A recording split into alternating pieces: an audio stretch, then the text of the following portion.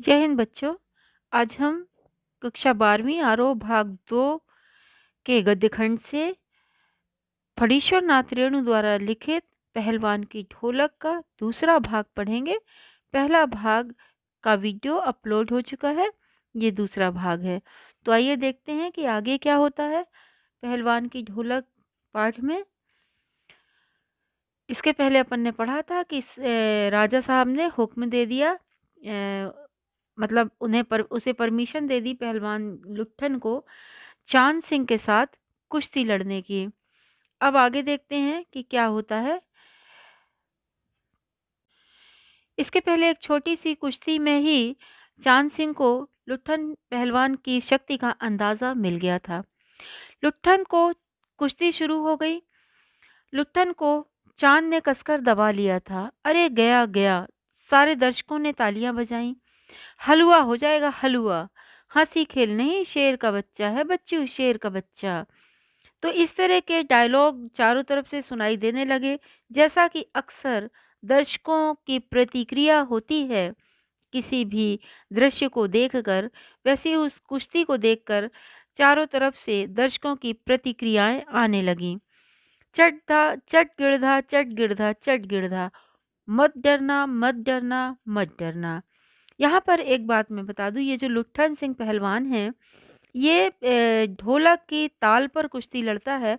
और जब ढोलक बजती है तो ढोलक के सुरों में इसे कुछ शब्द सुनाई पड़ते हैं, कुछ प्रेरणादायक शब्द सुनाई पड़ते हैं, और उसे लगता है ढोलक कह रही है कुछ उससे, और वो उसी के अकॉर्डिंग ही अपनी कुश्ती लड़ता है और दांव पेच दिखाता है। तो उसे लगा कि जैसे ढोलक कह रही है, मत डरना मत डरना मत डरना। लुट्ठन की गर्दन पर कोहनी डालकर चांद उसे चित करने की कोशिश कर रहा था। चित करना मतलब कुश्ती में पराजित कर देना। वहीं दफनादे बहादुर बादल सिंह अपने शिष्य को उत्साहित कर रहा था। लुट्ठन की आंखें भी बाहर निकलने को हो रही थी, क्योंकि उसने दबा कर रखा था। उसकी छाती फटने फटने को हो रही थी। राजमत बहुमत चांद के पक्ष में था। सब चांद को ही शाबाशी दे रहे थे, क्योंकि वो ऑलरेडी विजेता था पहले से। लुट्ठन के पक्ष में मात्र ढोल की आवाज़ थी, जिसके बल पर वह अपनी शक्ति और दांव पेच की परीक्षा ले रहा था और अपनी हिम्मत को बढ़ा रहा था। अचानक उसे ढोल की पतली सी आवाज़ सुनाई पड़ी, धाक धिना तिरकिट तिना, धाक धिना तिरकिट तिना। लुट्ठन को स्पष्ट सुनाई दिया जैसे ढोल उसे कह रहा हो, दांव काटो बाहर हो जा, दांव काटो बाहर हो जा। वहीं दफना दे बहादुर चांद लोगों के आश्चर्य की सीमा नहीं रही जब लुट्ठन दांव काटकर बाहर निकला तथा तुरंत लपक कर उसने चांद की गर्दन पकड़ ली। वाह रे मिट्टी के शेर, अच्छा अब बाहर निकल आया, इसलिए जनमत बदल रहा था। मोटी और भौंडी आवाज वाला ढोल बज उठा, चटाक चढ़ा, उठाकर पटक दे, उठाकर पटक दे। लुट्ठन ने बड़ी चालाकी से दांव और जोर लगाकर चांद को जमीन पर पटक मारा। धिना धिना धिक धिना, अर्थात चित करो चित करो। लुट्ठन ने अंतिम जोर लगाया और चांद सिंह चारों खाने चित हो गया। धा गिरधा धा गिरधा धा गिरधा, वाह बहादुर वाह बहादुर वाह बहादुर। ये सारे शब्द लुट्ठन को ढोल से सुनाई दे रहे थे। जनता यह निश्चित नहीं कर सकी कि किसकी जय ध्वनि की जाए।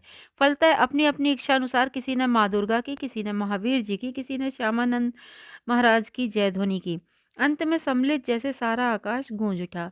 विजेता लुट्ठन कूदता फांदता ताल ठोकता खुशी के मारे सबसे पहले अपने बाजे वालों की तरफ दौड़ा और ढोलों को श्रद्धा पूर्वक प्रणाम किया। फिर दौड़कर उसने राजा साहब को गोद में उठा लिया। राजा साहब के सारे कीमती कपड़े मिट्टी में सन गए, लेकिन उन्होंने कोई ऑब्जेक्शन नहीं किया।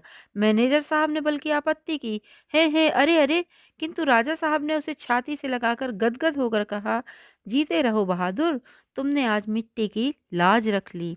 राजा साहब को बहुत खुशी हुई कि उनके राज्य में भी एक ऐसा पहलवान है जिसने पंजाब से आए पहलवान को चित कर दिया और मिट्टी की लाज रख ली। लाज रखना मतलब सम्मान बचा लिया वहाँ का। और इसके बाद उसको काफ़ी पुरस्कृत किया गया और लोग मुंह बिचकाने लगे, उसके पंजाबी पहलवान लोग वहाँ से। पंजाबी पहलवानों की जयामत, जयामत मतलब ग्रुप जो था, समूह, उस चांद की आंखें पोंछ रही थी।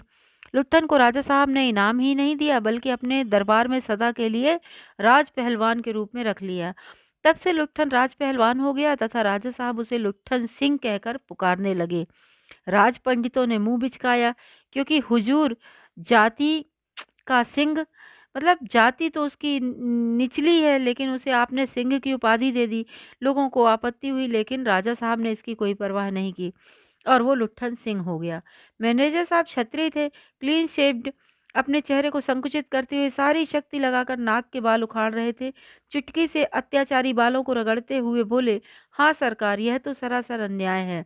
मतलब कि वो तो हमारी बराबरी का हो गया, उसे सिंह आपने उपाधि दे दी। राजा साहब ने मुस्कुराते हुए बस इतना ही कहा कि उसने आज एक छत्री का काम किया है, क्योंकि इंसान कर्म जन्म से नहीं कर्म से बनता है। उसी दिन से लुट्ठन सिंह पहलवान की ख्याति दूर दूर तक फैल गई। पौष्टिक भोजन तथा व्यायाम और राजा साहब की प्रेम दृष्टि ने उसकी प्रसिद्धि में चार चांद लगा दिए। कुछ सालों में ही उसने एक एक करके सभी नामी पहलवानों को मिट्टी सुंघाकर आसमान दिखा दिया। यानी सबको पराजित कर कर करके वो एक छत्र वहां उसका राज हो गया। पहलवानों में काला खां के संबंध में यह बात प्रसिद्ध थी कि वह यूं ही लंगोट लगाकर या अली कहकर अपने प्रतिद्वंदी पर टूटता है। प्रतिद्वंदी पहलवान को लकवा सा मार जाता है, लेकिन लुट्ठन ने उसको भी पटक कर लोगों का भ्रम दूर कर दिया और नामी गिरामी पहलवान बन गया उस राज्य का। तो पंजाब से आया पहलवान बेचारा चांद सिंह शेर के बच्चे की उपाधि लिए हुए था।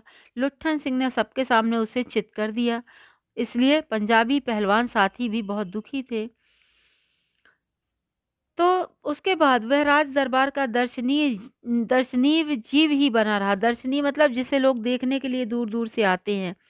चिड़िया खाने एवं पिंजड़े और जंजीरों को झकझोर कर जैसे बाघ दहाड़ता है पिंजरे में, हाँ हूँ और सुनने वाले कहते हैं राजा का बाघ बोला।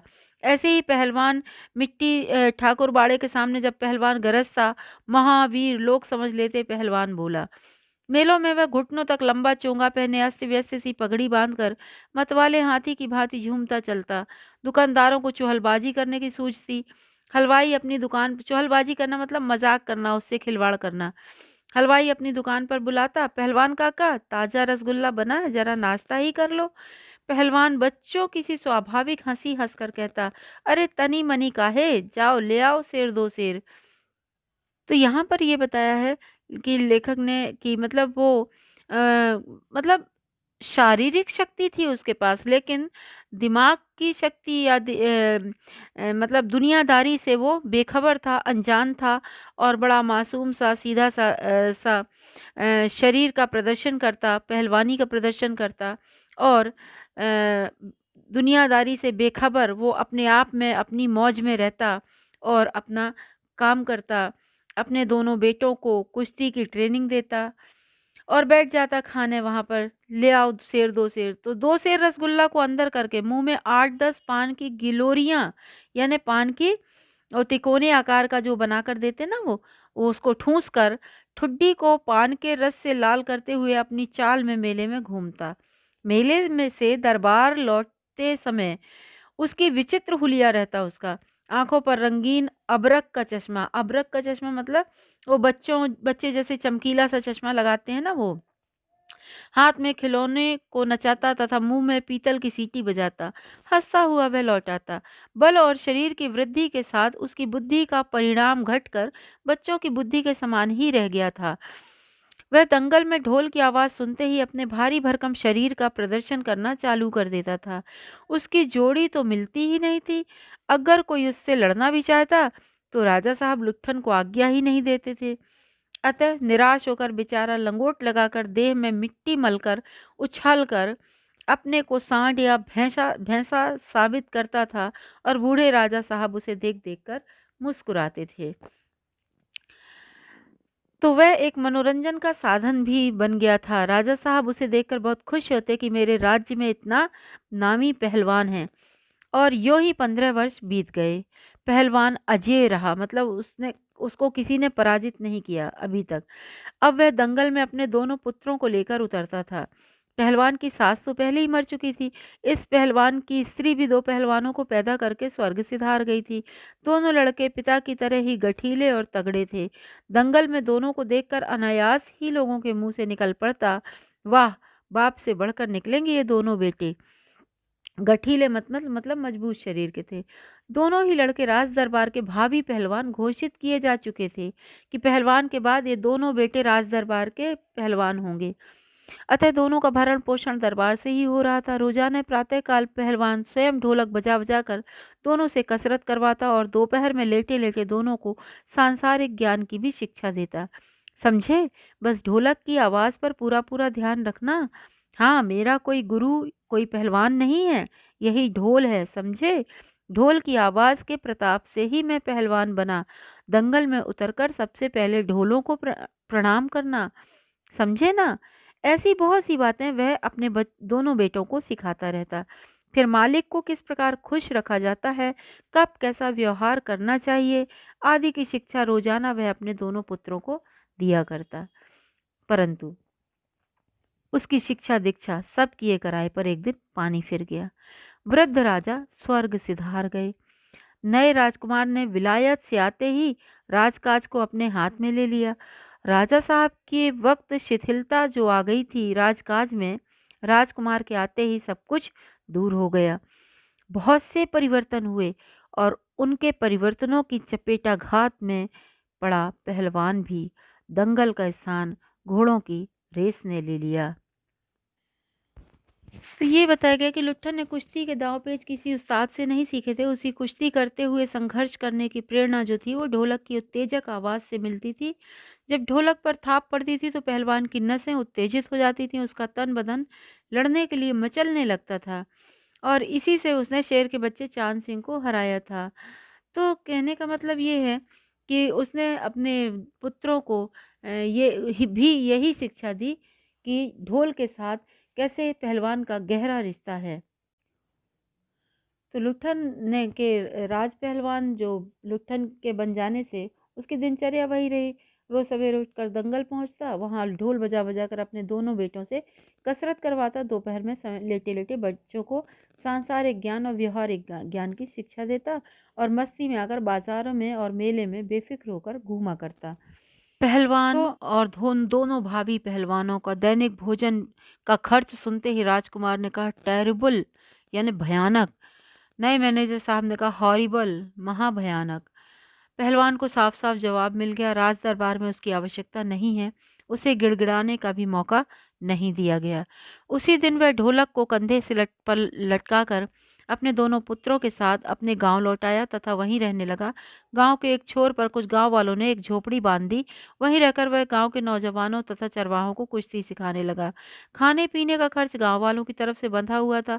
सुबह शाम वह खुद ढोल बजाकर अपने शिष्यों और पुत्रों को दांव पेच वगैरह सिखाया करता था। अब यहाँ से लुट्ठन के जीवन में एक नया मोड़ आ गया। उसकी दुर्गति की ओर चल पड़ा, क्योंकि राजा के मरते हुए उसके एक बेटे ने पहलवान को राजकीय सहायता देना बंद कर दिया। अब पहलवान अपने 2 बच्चों की मजदूरी पर ही गुजर बसर करने लगा। इस प्रकार वो धीरे धीरे साधनहीन होता गया और उसका सारा वैभव जो था वो नष्ट होने लगा। गांव के किसान और खेतिहर मजदूर के बच्चे भला क्या खाकर कुश्ती सीखते? खाने के तो लाले पड़े हुए हैं, पौष्टिक आहार मिलता नहीं था, कहाँ से कुश्ती करते? अतः धीरे धीरे पहलवान का स्कूल खाली पड़ने लगा। तब अंत में अपने दोनों पुत्रों को ही वह ढोलक बजा बजा कर लड़ना सिखाता रहा। दोनों लड़के पूरे दिन मजदूरी करके जो कुछ भी लाते उसी में गुजर बसर होती। अचानक गांव पर वज्रपात हुआ। पहले अनावृष्टि यानी सूखा पड़ा। वज्रपात यानी बहुत बड़ा प्रकोप हो जाना, मतलब बहुत बड़ा कष्ट आ जाना। तब मलेरिया ने हैजे ने मिलकर गांव को खाना शुरू कर दिया। अक्सर गांव सूना हो चला, घर के घर खाली पड़ गए। रोजाना 2-3 लाशें उठने लगी, लोगों में खलबली मच गई।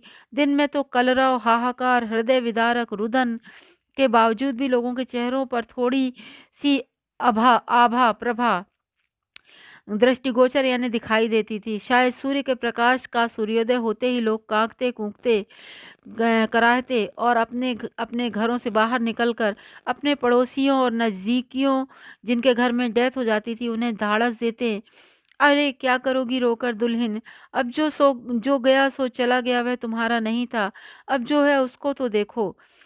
भैया घर में मुर्दा रखकर कब तक रोगे, कफन, अरे कफन की क्या जरूरत है, डाल आओ नदी में, इत्यादि ऐसे ही डायलॉग वहां पर सुनने को मिलते। और चारों ओर हाहाकार मचा हुआ था। मतलब बहुत बुरी स्थिति थी लोगों की। 2-4 लाशें रोज उठ रही थी। दिन भर लोग कांपते कूकते कराहते घूमते थे। खांसी के मारे उनका बुरा हाल था। शरीर में इतना भी दम नहीं था कि वे अपनों की मौत पर रो चिल्ला सके। यहाँ तक कि माताएं भी अपने मरते हुए बच्चे को बेटा कहने की शक्ति भी ना जुटा पाती थी। कोई उल्टियां कर रहा था, कोई हे राम भगवान की पुकार लगा रहा था। तो इस तरह से पूरा गांव का गांव सूना हो चला था। दिन भर हाहाकार मचा रहता था, किंतु सूर्यास्त होते होते लोग अपनी अपनी झोपड़ियों में घुस जाते तो चूं तक नहीं करते। उनकी बोलने की ताकत भी जाती रही। पास में दम तोड़ते हुए पुत्र को आखिरी बार बेटा कहकर पुकारने की हिम्मत भी माताओं में नहीं होती थी। रात्रि की विभीषिका को केवल पहलवान की ढोलक ही ललकार कर चुनौती देती रहती। विभीषिका यानी संकट की आशंका और सदमा कह सकते हैं, भयानकता कह सकते हैं। वह पहलवान संध्या शाम से सुबह तक चाहे जिस ख्याल से भी ढोलक बजाता हो, पर गांव में अर्धमृत औषधि उपचार पथ्य विहीन। अर्धमृत मतलब लगभग आधे मरे हुए लोग जिनमें बिल्कुल भी शक्ति नहीं है। औषधि उपचार से विहीन मतलब ना उन्हें दवाइयाँ मिल रही, ना इलाज मिल रहा है, ना ही परहेज वाला कोई खाना मिल रहा है। उन प्राणियों में संजीवनी शक्ति भरती रहती पहलवान की ढोलक शाम से लेकर सुबह तक।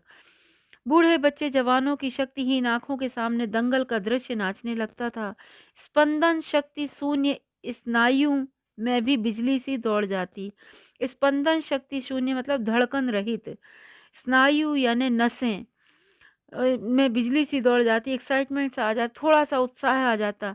अवश्य ही ढोलक की आवाज में ना तो बुखार हटाने का कोई गुण था, ना ही महामारी की सर्वनाश शक्ति को रोकने की कोई क्षमता थी। पर इसमें कोई संदेह नहीं कि मरते हुए लोगों को आंख मूंदते वक्त कोई तकलीफ नहीं होती थी और मृत्यु से वे डरते नहीं थे। ये पहलवान की ढोलक का जो शक्ति थी, जो उसका पावर था, वो था। तो महामारी से ग्रस्त अधमरे औषधि और उपचार से लाचार बीमारों को ढोलक से राहत मिलती थी। ढोलक की आवाज सुनकर उनके अधमरे शरीरों में दंगल जीतने का दृश्य साकार हो उठता था। जिस दिन पहलवान के दोनों बेटे क्रूर काल की चपेटाघात में पड़े, असह वेदना से छटपटाते हुए दोनों ने कहा, बाबा उठा पटक दो वाला ताल बजाओ। चटाक चढ़ा सारी रात ढोलक पीटता रहा पहलवान। बीच बीच में पहलवानों की भाषा में उत्साहित भी करता रहा, मारो बहादुर, मतलब इस बीमारी से लड़ो। प्रातःकाल उसने देखा उसके दोनों बच्चे जमीन पर निस्पंद पड़े हैं, दोनों पेट के बल पड़े हुए हैं। एक ने रात दांत से मिट्टी भी खोद ली है। एक लंबी सांस लेकर पहलवान ने मुस्कुराने की चेष्टा की थी और कहा, दोनों बहादुर गिर पड़े। उस दिन पहलवान ने राजा श्यामानंद की दी हुई रेशमी जांघिया पहनी, सारे शरीर में मिट्टी मलकर थोड़ी कसरत की, फिर दोनों पुत्रों को कंधे पर लाद कर नदी में बहा आया। लोगों ने सुना तो दंग रह गए, कितनों की हिम्मत टूट गई। किंतु रात में फिर पहलवान की ढोलक की आवाज प्रतिदिन की भांति सुनाई पड़ी। लोगों की हिम्मत दुगनी बढ़ गई। संतप्त माता पिताओं ने कहा, दोनों पहलवान बेटे मर गए, पर पहलवान की हिम्मत तो देखो, 1.5 हाथ का कलेजा है। 1.5 हाथ का मतलब बहुत बड़ा दिल है, बहुत बड़ा कलेजा, बहुत हिम्मत वाला है। 4-5 दिनों के बाद एक रात को ढोलक की आवाज नहीं सुनाई पड़ी, ढोलक नहीं बोली। पहलवान के कुछ दिलेर किंतु रुग्ण शिष्यों ने प्रातःकाल जाकर देखा, पहलवान की लाश चित पड़ी थी। आंसू पोंछते हुए एक ने कहा, गुरुजी कहा करते थे कि जब मैं मर जाऊं तो चिता पर मुझे चित्त नहीं, पेट के बल सुलाना, क्योंकि मैं जिंदगी में कभी चित नहीं हुआ। चित नहीं हुआ मतलब कभी हारा नहीं। चित्ता सुलगाते समय ढोलक बजा देना। और इसके बाद वो शिष्य आगे नहीं बोल सका और दुख के कारण उसका गला भर आया। मतलब रात भर पहलवान ने अपने पुत्रों को बेचारा उत्साहित करता रहा, उस बीमारी से लड़ने की प्रेरणा देता रहा, उत्साह देता रहा, लेकिन अंत में दोनों पुत्रों की मृत्यु हो गई। पहलवान ने हिम्मत दिखाते हुए राज दरबार से मिला हुआ रेशमी लंगोट पहना, शरीर पर मिट्टी मलकर कसरत की और दोनों पुत्रों को कंधे में लाद कर नदी में बहा आया। लोग पहलवान की हिम्मत देखकर दंग रह गए। पिता होते हुए भी पहलवान बच्चों की मृत्यु पर रोया नहीं। उसने आखिरी दम तक ढोल बजाया, बच्चों को आखिरी तक बीमारी से लड़ने के लिए शाबाशी देता रहा। जब उनकी मृत्यु हो गई तो उन्हें कंधे पर लाद कर नदी में विसर्जित कराया। जब लोगों ने देखा कि सबको हिम्मत देने वाला पहलवान के लड़के मर गए, पहलवान अपने बच्चों की लाशों को अपने कंधे पर ढोकर नदी में बहाया, तो लोगों की हिम्मत टूट गई और उन्हें लगा कि अब पहलवान बहुत निराश हुआ होगा। लेकिन पहलवान ने मरते दम तक ढोलक बजाई। मृत्यु हो जाने पर ही उसने ढोलक बजाना बंद किया। तो पहलवान ने अपनी मृत्यु के बारे में ये कामना की थी कि उसे चिता पर चित ना लिटाया जाए, क्योंकि वह जीवन में कभी चित नहीं हुआ, यानी कभी पराजित नहीं हुआ, हमेशा संघर्ष करता रहा जीवन से। इसलिए उसे चिता पर पेट के बल लिटाया जाए और आग देते समय ढोलक बजाई जाए। तो बच्चों, हमें इस पाठ में ये स्पष्ट संदेश मिलता है कि लोक कलाएं अपने बल पर नहीं जी पाती हैं। उनका विकास करने के लिए सामाजिक और सरकारी सहायता आवश्यक होती है। यदि पहलवान, खिलाड़ी, गीतकार, गायक, नर्तक ये सब अपने पेट भरने की उधेड़-बुन में ही लगे रहेंगे और कला का प्रदर्शन केवल अपनी रोजी रोटी कमाने के लिए ही करते रहेंगे, तो वो अपनी कला का विकास नहीं कर पाते हैं। इन कलाओं को देखकर सभी आनंद उठाते हैं, लेकिन सभी लोग इसका मूल्य नहीं चुकाते हैं। इसलिए लोक कलाओं को आर्थिक संरक्षण तो मिलना ही चाहिए, जिससे वो अपना पूरा ध्यान अपनी कला को निखारने में लगा सकें। आप देखते हैं हमारी सरकार किस तरह से कितने सारे खेलों को और सांस्कृतिक कलाओं को और प्राचीन कलाओं को जीवित रखने के लिए तरह तरह के प्रयास करती है, तरह तरह की योजनाएं बनाती है और उन्हें संरक्षण देती है। तो आज का पाठ यहीं समाप्त होता है और इसके तीनों वीडियो आप देखिए और इस पाठ को पूरा अच्छी तरह से समझिए। आपकी परीक्षा के लिए ये अत्यंत उपयोगी है। नमस्कार, धन्यवाद।